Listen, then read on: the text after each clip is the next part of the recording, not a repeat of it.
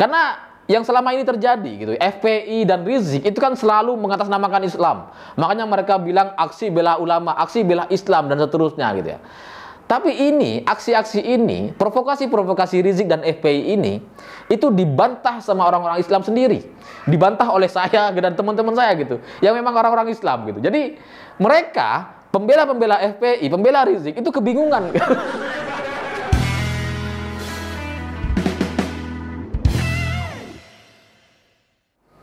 Selamat malam para mantan, selamat malam untuk semua mantan-mantan kalian yang masih suka usil dan suka membuka luka-luka lama. Bagi saya itu sama seperti Natalius Pigai hari ini.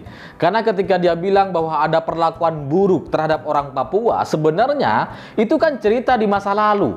Dulu mungkin pernah terjadi, tapi sekarang kan udah nggak ada lagi gitu. Sekarang itu kita sudah bisa menikmati stand up seorang Maman Al-Katiri. Dan kita sudah bisa terhibur dengan acara program TV yang semua anggotanya orang-orang Papua. Dan di tanah Jawa ini sudah banyak orang Papua merata di mana-mana. Ada yang kuliah, ada yang kerja, dan kita sudah bisa hidup berdampingan kok gitu. Jadi pernyataan Natalius Pigai itu sama seperti mantan yang gagal move on, yang dari dulu sampai sekarang ceritanya itu aja. Itu lagi gitu. Jadi ketika Pigai coba menyeret nama Jawa Tengah, coba memprovokasi atas nama Jokowi dan Ganjar, sebenarnya ini kan sangat sensitif sekali gitu. Konsekuensi terendahnya adalah Pigai dilaporkan ke polisi. Udah dilaporkan. Tapi jangan harap ini kemudian diproses secara hukum. Udahlah, kita lupakan gitu. Karena kalau sampai Pigai diadili, masuk ke pengadilan lalu kemudian divonis penjara, ini konsekuensinya bisa lebih besar dari ini gitu. Bisa lebih buruk karena di negeri ini ada banyak oposisi dan orang-orang yang suka bikin rusuh. Yang suka bikin hoax, yang bisa memanfaatkan situasi untuk menimbulkan kekacauan gitu. Ada banyak gitu. Jadi ya sudahlah, kita jangan harap ini kemudian diproses secara hukum. Cukup sampai di pelaporan saja. Dan saya maklum juga ketika Ganjar Pranowo ditanya sama wartawan, dia nggak berani jawab. Karena emang sensitif gitu. Ganjar ketika ditanya soal pernyataan Pigai, dia cuma bisa bilang saya mendoakan Pigai agar tetap sehat dan tetap kritis. Udah, cukup sampai di sana gitu. Nggak bisa jawab dia. Tapi Gibran memberikan jawaban yang berbeda. Emang orang ini unik gitu ya, anaknya Pak Jokowi gitu ya. Mirip-mirip. Karena ketika Gibran ditanya sama wartawan, jawabannya tuh tegas dan tepat gitu. Dia bilang, semua orang Papua di tanah Solo ini bersaudara. Kita semua bersaudara. Dan saya menjamin kenyamanan dan keamanannya. Itu kalau Pigai baca berita itu gitu ya, itu pasti kayak kerupuk disiram air tuh. Mengkeret dia gitu. Karena kan konsekuensi dari pernyataan Gibran ini sangat berat gitu. Karena bisa jadi setelah ini patut diantisipasi gitu ya. Karena bisa jadi ada orang usil, orang-orang oposisi atau orang-orang yang suka bikin rusuh gitu ya. Lalu kemudian ngusilin atau nyerang orang-orang Papua yang ada di Solo. Lalu muncullah berita di mana-mana dan kemudian terjadilah isu-isu yang seolah-olah itu sangat mencekam dan sebagainya. Itu konsekuensinya gitu. Karena pernyataan Natalius Pigai sebenarnya kan mengarah ke sana, menunggu respon, menunggu reaksi dari orang-orang Jawa Tengah gitu kan. Karena kalau kemudian ada reaksi, ada drama, ada perselisihan, ada semacam permasalahan gitu antara Papua dengan orang lokal yang ada di Solo dan Jawa Tengah, ini kan bisa direspon sama orang Papua. Nah masalahnya di Papua sekarang itu sedang berlangsung Pekan Olahraga Nasional. Nah kalau kemudian orang Papua merespon ini, lalu kemudian terjadi kerusuhan, terjadi juga penyerangan gitu. Ini kan bisa berhenti di tengah jalan acaranya gitu. Dan ini bisa jadi berita nasional gitu. Oh, ada terjadi kerusuhan dan sebagainya. Itu kan tujuannya gitu. Ya saya nggak tahu. Pigai ini apakah tahu dengan konsekuensi pernyataannya atau dia nggak tahu? Saya kurang tahu. Coba tanya kepada Pigai gitu. Tapi kita sebagai orang di Jawa, di tanah Jawa gitu ya, kita cuma bisa pura-pura tutup telinga, pura-pura gak denger gitu, dan sabar aja. ya udahlah biarin aja gitu. Tapi Gibran memberikan jawaban yang menyelesaikan permasalahan ini. Maka setelah Gibran menyatakan itu, banyak orang-orang Papua di Solo, di Semarang langsung mengkonter pernyataan Natalius Pigai bahwa apa yang disampaikan oleh Pigai itu tidak mewakili orang-orang Papua, dan bahkan orang-orang Papua sendiri gitu ya. Banyak yang bikin video dan mengatakan bahwa, Pigai jangan kayak gitu dong. Jangan bikin pernyataan-pernyataan yang memalukan orang-orang Papua katanya. Wah. Jadi Pigai sekarang gak ada yang belain. Bahkan saudara-saudaranya sendiri yang orang-orang Papua gak setuju sama dia. Kasihan Pigai ini ya. Jadi kayak Amin Rais gitu. Gimana sih Amin Rais? Dia suka menyampaikan pernyataan-pernyataan yang provokatif, yang membara, membakar semangat dan emosi gitu. Tapi masyarakat nggak merespon. Mirip Amin Rais gitu. Sampai akhirnya sekarang Pigai di akun Twitternya ngebelain dirinya sendiri. Dia menjawab bahwa ini bahasa dan segala macam bahasa-bahasa Indonesia yang katanya nggak ada unsur rasis dan sebagainya. Ya itu kan pembelaan diri sendiri gitu ya. Orang lain udah nggak peduli sama kamu gitu. Cuma dari sini sebenarnya kan apa yang disampaikan oleh Pigai ini sangat sensitif gitu. Saya curiga bahwa ada orang di balik Pigai gitu. Karena kalau orang Papua sendiri melihat pembangunan yang begitu masif, melihat Pak Jokowi sering datang ke Papua, memberikan perhatian yang sangat besar untuk orang Papua gitu ya.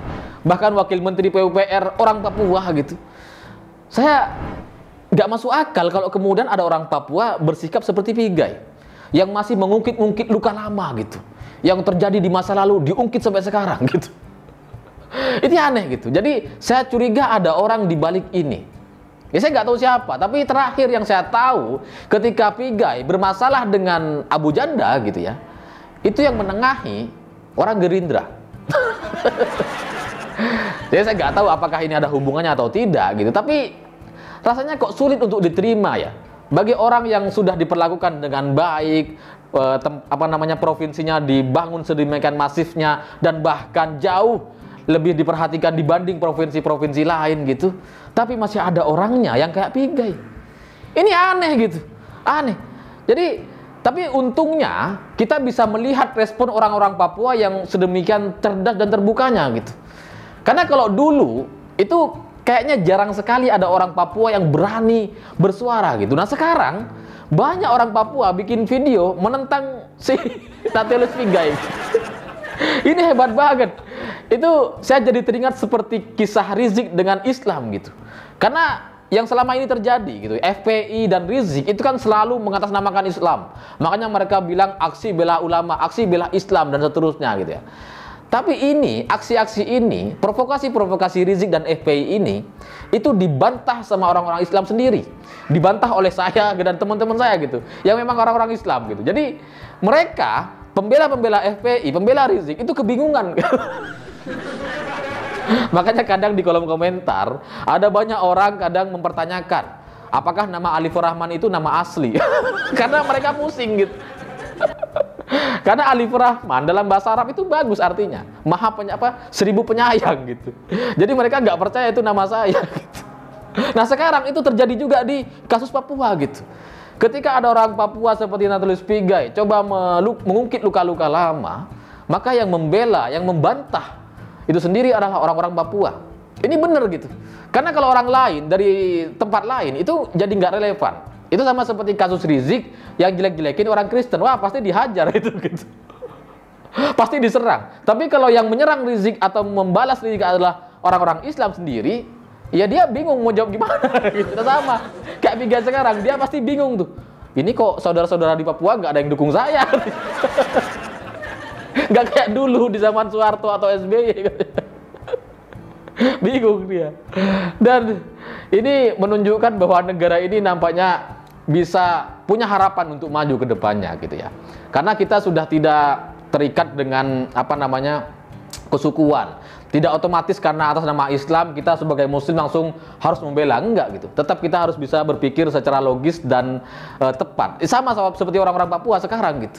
Mereka sudah berani untuk membantah saudaranya sendiri gitu. Ini luar biasa. Cuma di sisi lain, yang tidak mengenakkan kabarnya adalah kita malah ribut soal BH. Jadi ini menarik gitu. Di tengah-tengah saya berimajinasi bahwa negara ini mungkin ke depan bisa maju gitu ya. Dan orang-orang sudah bisa toleran, bisa hidup bersama, sudah nggak bisa diprovokasi dengan kesukuan dan Islam gitu ya. Tapi di sisi lain, di akun media sosial kita, di Facebook, di Instagram gitu ya, itu rame dengan isu BH. Yang bahas soal isu BH, ini orang Islami sendiri. Yang katanya tidak boleh memakai BH di hadapan orang non-muhrim. Ya iyalah, dari dulu juga kayak gitu. Cuma kemudian muncul lagi arahan bahwa memakai BH itu tidak dianjurkan dalam Islam. Itu mungkin yang menyebabkan akun Facebook kita, Instagram kita, dan WhatsApp kita semalam itu down. Karena Mark Zuckerberg itu pusing gitu. Dia bikin aplikasi mahal, maintenance-nya mahal, tim IT-nya banyak gitu. Dikerjakan dengan serius. Ini malah orang-orang kita bahas soal BH. Itu kan jadi sama kayak Pigai gitu. Pembangunan infrastruktur di mana-mana, jalan dibangun, pelabuhan, bandara, stadion terbaik di Asia Pasifik. Tapi Pigai masih bahas soal masa lalu.